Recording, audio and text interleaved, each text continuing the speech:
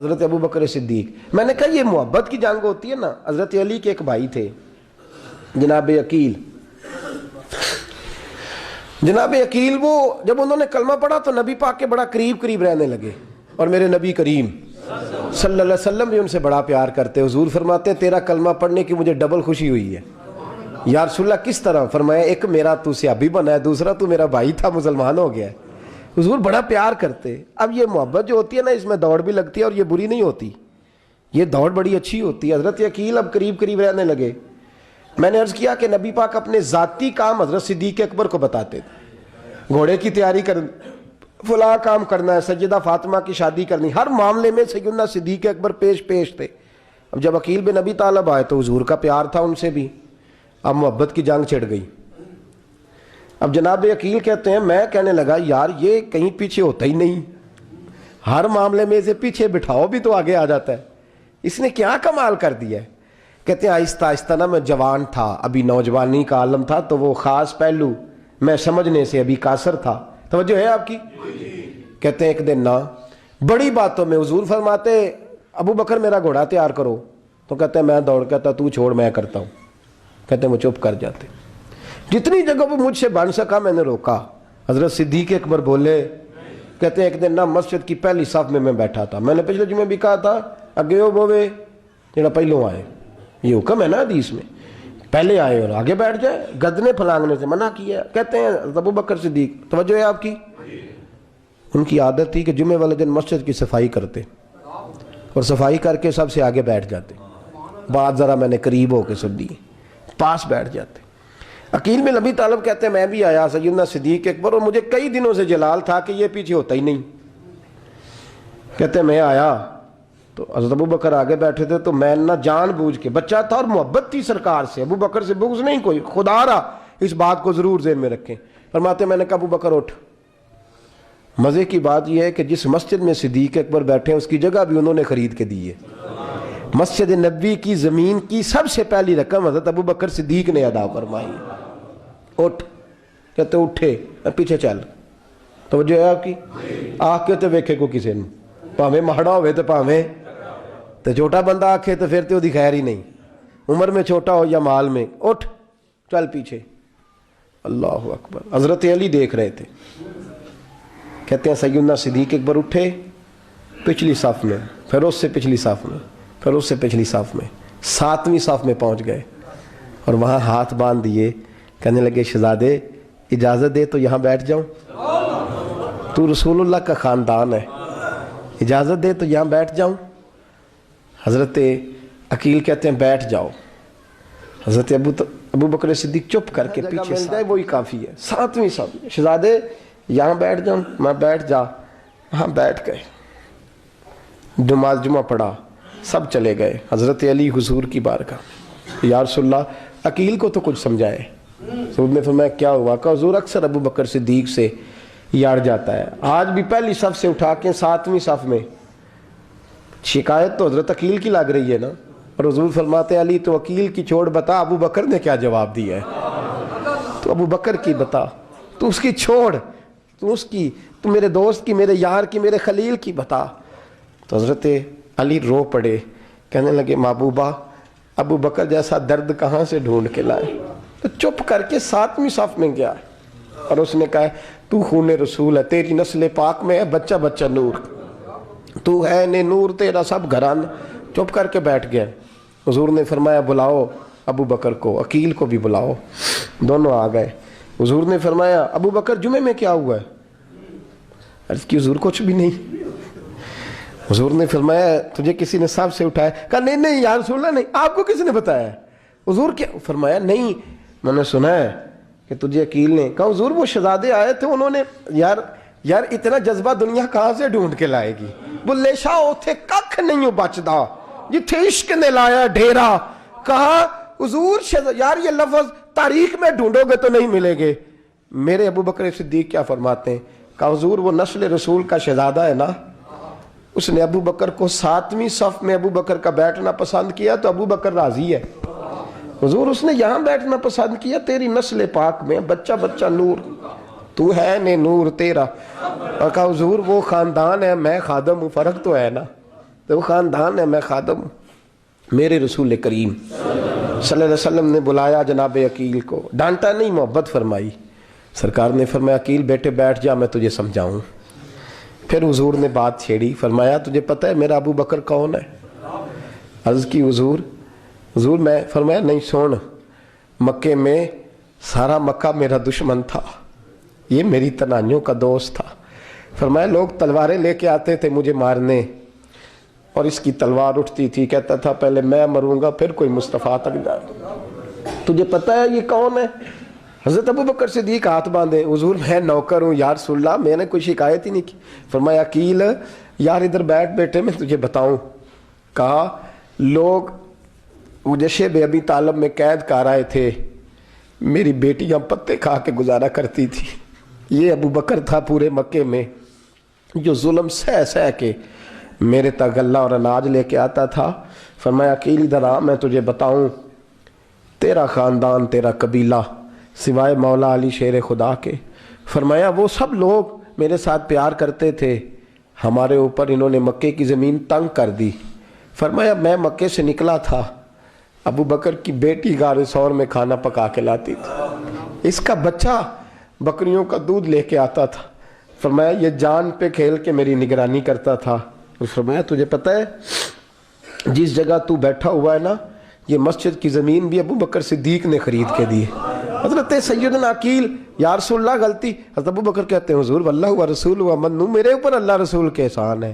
آخری لفظ میرے حبیب نے کہے، حضور نے فرمایا عقیل میرے پاس جس کے بھی پیسے آتے ہیں میں بیگانے سمجھ کے خرچ کرتا ہوں، میں کہتا ہوں فلانے کے ہیں، وہ پوچھے گا کہاں لگے، لیکن ابو بکر کے پیسے آتے ہیں تو میں اپنے سمجھ کے خرچ کرتا ہوں۔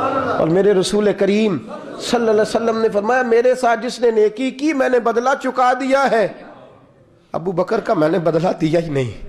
قیامت کے دن جب سب جنت میں جانے لگیں گے تو میں اس کا بازو تھام کے اللہ کی بارگاہ میں لے جاؤں اور میں کہوں گا یا اللہ میرے مولا، کلمہ پڑھنے سے لے کر غار تک، غار سے بدر تک، بدر سے احد، حنین، خندق، تبوک اور مزار تک، یا اللہ اس کی بڑی نیکیاں ہیں، اسے تو ہی بدلا عطا فرما۔ میرے دوستو یہ رنگ حضرت سیدنا صدیق اکبر، بس وہ اقبال نے کہا کہ صدیق کے لیے ہے خدا کا رسول اور اس سے آگے پیچھے کچھ نہیں۔ یہ جو ماننے کا انداز ہے نا، یہ دیکھیے نا، حضرت ابو بکر صدیق، بڑی دفعہ آپ نے بات سنی ہے لیکن اس بات کی لذت بڑی شاندار ہے۔ حضرت عمر نے طبیب بلایا ہے ابو بکر کو دکھانے کے لیے ملک شام، پہلے مانتے نہیں تھے، مولا علی کی سفارش ڈالی، پھر دونوں لے کے آئے، سیدنا علی المرتضیٰ بیٹھے ہیں، حضرت عمر بیٹھے ہیں، کہتے ہیں طبیب کو چیک کرو، ملک شام کا بڑا ڈاکٹر ہے۔ چیک کر لیا تو ڈاکٹر کہنے لگا کوئی مرض نہیں، کوئی تکلیف نہیں، کمزوری بڑی ہے، کمزوری بڑی ہے، ان سے پوچھے انہیں کیا مرض ہے۔ تو حضرت عمر کہنے لگے یار بول کیا مسئلہ ہے تجھے، کیوں اتنا کمزور، اتنا بیمار رہتا ہے، کیا پرابلم ہے، کیا مسئلہ ہے؟ تو حضرت ابو بکر صدیق نے آنکھیں کھولیں اور کہنے لگے عمر تو قسم اٹھا کے بتا، تجھے پتا نہیں مجھے کیا مسئلہ ہے؟ تو اٹھا نا قسم، جنہ دے دل بر جانی وچھڑن، کون روے پھر تھوڑا، سب روگاں دائی روگ محمد جس کا نام وچھوڑا۔ تجھے نہیں پتا تو بول، اگر خبر ہے تو پوچھتا کیوں ہے؟ میرے دوستو کمال دیکھو، مدینے میں آج بھی مصطفیٰ کو سلام کرو تو ساتھ ہی صدیق اکبر لیٹے ہوئے، ساتھ ہی لیٹے ہوئے مدینے میں۔ ابو بکر صدیق روز رات کو جا کے اس کے گھر کا کام کاج کر کے آتے۔ کام بتاؤں کیا تھا اس کا؟ جاگ رہے ہیں آپ لوگ؟ اس زمانے میں نا لوگ باتھ روم گھر میں بنا لیتے تھے، شاید پرانے لوگوں نے دیکھے ہوں، وہ اس کے اندر ہی پیشاب پخانا رہتا تھا، وہ آتے تھے ملازم تو وہ اٹھا کے باہر پھینکا کرتے تھے۔ وہ بی بی گھر کے اندر پیشاب کرتی، نابینا ہے، وارث کوئی نہیں، ابو بکر صدیق آتے، امیر آدمی، اور اس کا وہ پخانا پیشاب اٹھا کے باہر پھینک کے آتے، پھر اس کے گھڑے میں پانی بھر کے لاتے، پھر اس کے گھر میں جھاڑو دیتے، پھر اس بوڑھی عورت کو کھانا کھلاتے، پھر اس کو خرچہ دیتے، پھر اس کو کہتے کہ فلاں آدمی کی تیرے پڑوسی کی میں نے ڈیوٹی لگا دی ہے، ضرورت ہو تو اس کو کہہ دینا۔